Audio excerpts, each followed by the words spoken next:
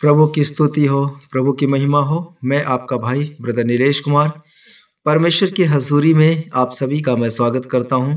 मेरे प्रियो, प्रार्थना का महत्व क्या है?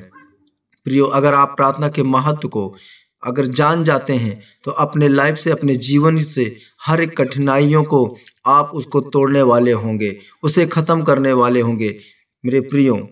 क्योंकि मरकुस की किताब 1:35 में लिखा है, भोर को दिन निकलने से बहुत पहले वह उठकर निकला और एक जंगली स्थान में गया और वह प्रार्थना करने लगा। मेरे प्रियो, प्रभु यीशु मसीह पहाड़ के निर्माता हैं और उन्होंने इसमें सब कुछ बनाया। प्रियो, क्योंकि जब हम यूहन्ना 1:3-4 पढ़ते हैं तो वहां पे साफ साफ प्रभु ने बताया है कि सब कुछ उसी के द्वारा उत्पन्न हुआ और जो कुछ उसमें से कोई भी वस्तु उसके बिना उत्पन्न ना हुई। उसमें जीवन था और वह जीवन मनुष्यों की ज्योति था। मेरे प्यारे भाई बहनों, प्रभु यीशु के पास एक रचनात्मक शक्ति है और प्रभु यीशु में जीवन भी है प्रियो। परंतु वो फिर भी सुबह बहुत जल्दी उठे, ठंडे मौसम में वो एक शांत स्थान पर चले गए और प्रार्थना करने लगे। मेरे प्रियो, यदि पवित्र परमेश्वर सृष्टिकर्ता को खुद प्रार्थना की शक्ति की आवश्यकता थी, यदि प्रभु यीशु खुद हर सुबह प्रार्थना करते थे, यदि प्रभु यीशु मसीह खुद उपवास करते थे, तो हमें प्रार्थना और उपवास करने की कितनी अधिक जरूरत है, कितना अधिक आवश्यकता है। हालेलुया।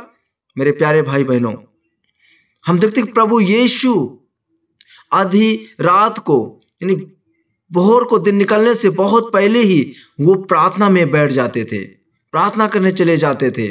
उनको कितनी प्रार्थना की आवश्यकता थी, उनको कितना प्रार्थना की जरूरत थी। मेरे प्रियो, प्रभु यीशु मसीह को कभी कोई समस्या नहीं थी। प्रभु यीशु मसीह वो बीमार नहीं थे, फिर भी प्रभु यीशु मसीह भोर को दिन निकलने से बहुत पहले वो प्रार्थना करने लगते थे। मेरे प्रियो, उनके पास कोई आर्थिक समस्या नहीं थी। प्रभु यीशु मसीह के पास किसी भी प्रकार की आर्थिक समस्या नहीं थी, फिर भी प्रभु बहुत सुबह उठकर वो प्रार्थना करते थे। मेरे प्यारे भाई बहनों, हम में से अधिकांश को विभिन्न प्रकार की समस्याएं और विभिन्न प्रकार की जरूरतें होंगी।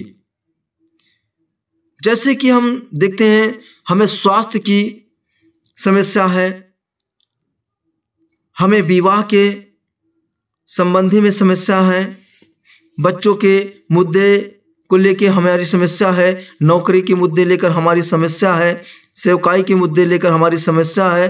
तो हमें कितना प्रार्थना करना चाहिए, हमें कितना परमेश्वर के साथ वक्त बिताना चाहिए।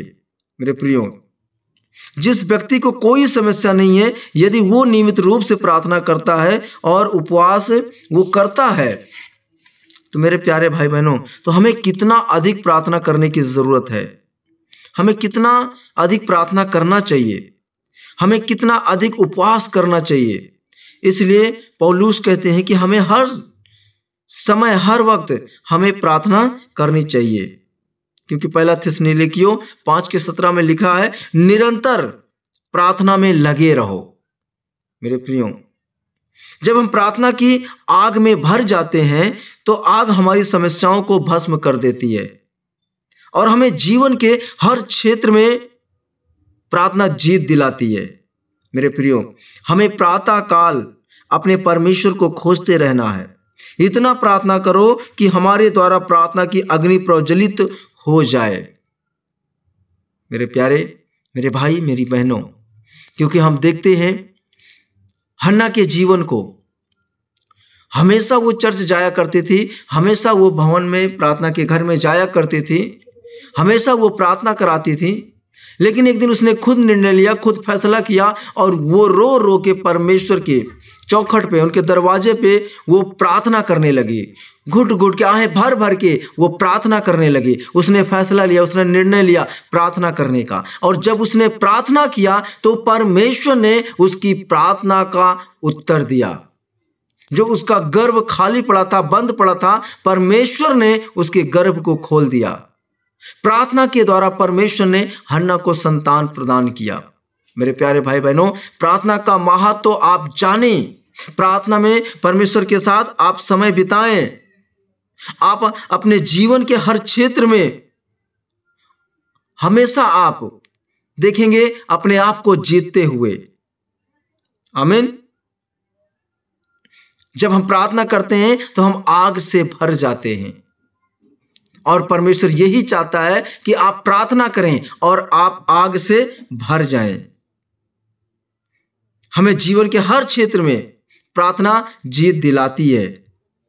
मेरे प्यारे, मेरे भाई, मेरी बहनें, हमारी समस्याओं को प्रार्थना भस्म कर देती है, क्योंकि प्रार्थना में परमेश्वर हमें आग से भरता है। और परमेश्वर चाहता है कि आप आग से भरें, क्योंकि परमेश्वर ने हमें सांप और बिच्छुओं को रौंदने का अधिकार दिया है। सांप और बिच्छू कहां पे होते हैं? जो स्थान ठंडा होता है, और ठंडे स्थान पे सांप और बिच्छू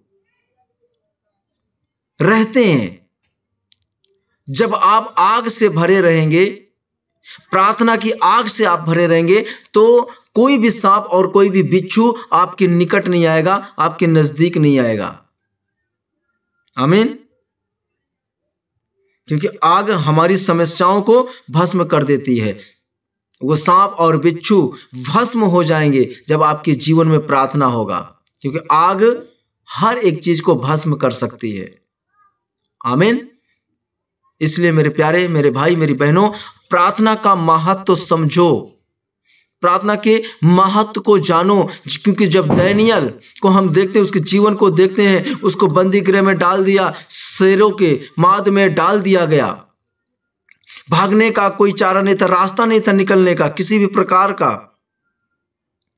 और दानियेल ने उस वक्त निर्णय लिया, उसने फैसला लिया और परमेश्वर के सामने घुटने टेक कर वो बैठ गया। शेर की ओर नहीं देखा, अपनी प्रॉब्लम की ओर नहीं देखा, अपनी समस्याओं की ओर नहीं देखा, जबकि इतना बड़ा दहाड़ते हुए शेर उसके सामने थे, गरज रहे थे उसको फाड़ खाने के लिए। लेकिन जब उसने फैसला लिया, प्रार्थना करने का निर्णय लिया, प्रार्थना करने का, और जैसे ही परमेश्वर के सामने प्रार्थना में बैठा और परमेश्वर ने उन शेरों के मुंह को बंद कर दिया। मेरे प्यारे, मेरे भाई, मेरी बहनें, प्रार्थना के महत्व को आप समझें। प्रार्थना के द्वारा आपके बैरी का मुंह बंद होने वाला है, आपके दुश्मनों का मुंह बंद होने वाला है। आपके जितने भी प्रॉब्लम्स हैं, उन सारे प्रॉब्लम्स को परमेश्वर आपकी प्रार्थना के द्वारा भस्म करने वाला है। आमीन। इसलिए मेरे भाई, मेरी बहनें, आप प्रार्थना करें, क्योंकि प्रार्थना हमें जीवन के हर क्षेत्र में जीत दिलाती है। और हमारा परमेश्वर यही चाहता है कि हम हर क्षेत्र में हम जीत को हासिल करें। आमीन। तो मेरे प्यारे भाई बहनों, आज के इस वचन के माध्यम से परमेश्वर आपको बहुत याद से आशीष दें। आप सबके लिए मैं प्रार्थना करता हूं। जीवित परमेश्वर, अनुग्रहकारी पिता, सचमुच प्रभु आप महान है। प्रभु आपने हमसे बातें किया और प्रार्थना का महत्व आपने हमें समझाया। प्रभु जी, इस बात के लिए हम धन्यवाद देते हैं। और जो भाई बहन वचन को सुन रहे हैं प्रभु जी, आज से प्यारे पिता उनके मनों को आप खोलें प्रभु जी, उनके हृदय को प्यारे पिता आप खोलें प्रभु जी, और प्रार्थना से भरे प्यारे पिता उनके मनों को, उनके हृदय को प्रभु, ताकि प्यारे पिता वो प्रार्थना करने वाले बन जाएं। क्योंकि प्रार्थना का महत्व जो समझ जाएगा, हे प्रभु मेरा विश्वास है अपने जीवन से प्यारे पिता परमेश्वर जीवन के हर क्षेत्र में वो जीत हासिल करेगा। मेरा विश्वास है कि जितने भाई बहन प्रभु आज के वचन को सुने हैं, उनके ऊपर प्रभु 1000 करुणा होने पाए प्रभु। और प्यारे पिता जब वो प्रार्थना करें जिस विषय के लिए, प्यारे पिता मेरी प्रार्थना है कि उनकी प्रार्थना का आप उत्तर दें, उनकी प्रार्थना का आप जवाब दें प्रभु जी। मेरा विश्वास है कि आपने प्रभु जी बड़ी दया किया है प्रभु जी अपने प्रियों के ऊपर, अपने लोगों के ऊपर प्रभु जी। आपने हमारी प्रार्थना और विनती को सुना है, हम धन्यवाद देते हैं। यदि किसी प्रकार का कोई रोगी है, कोई बीमारी में है, कोई पीड़ा में है, दुष्ट आत्मा में है, अगर इस प्रार्थना को वो रिसीव कर रहा है प्रभु, सुन रहा है, अभी इसी वक्त, इसी क्षण, इसी घड़ी यीशु मसीह के नाम से वो चंगा हो जाए प्रभु, वो चंगी हो जाए प्यारे पिता। मेरा विश्वास है कि अपना हाथ बढ़ाकर ऊपर से आपने थाम लिया है और गहराई से आपने खींच लिया है प्रभु। हम आपका धन्यवाद देते हैं, सारी आदर और महिमा आपको देता हूं प्रभु। प्रार्थना विनती सुनने के लिए मैं आपका धन्यवाद देता हूं। प्रार्थना उद्धार करता परमेश्वर प्रभु यीशु मसीह के पवित्र नाम से मांगता हूं, आमीन। तो मेरे प्यारे भाई बहनों, आपका कोई प्रार्थना का विषय होता है तो मेरा व्हाट्सएप नंबर स्क्रीन पे है, आप देख सकते हैं। उस पर आप मुझे व्हाट्सएप करके अपना प्रार्थना विषय दे सकते हैं और डायरेक्ट आप कॉल भी कर सकते हैं। मेरा कॉन्टेक्ट नंबर उसमें लिखा हुआ है स्क्रीन पे, तो आप कॉल करके प्रार्थना करा सकते हैं। और चैनल को आप ज़रूर से ज़रूर सब्सक्राइब किया करें और शेयर भी किया करें ताकि और भी भाई बहन आशीषित हो सकें। आमीन। God bless you. प्रभु आप सबको बहुत याद से आशीष दे। आप सबको जय मसीह की।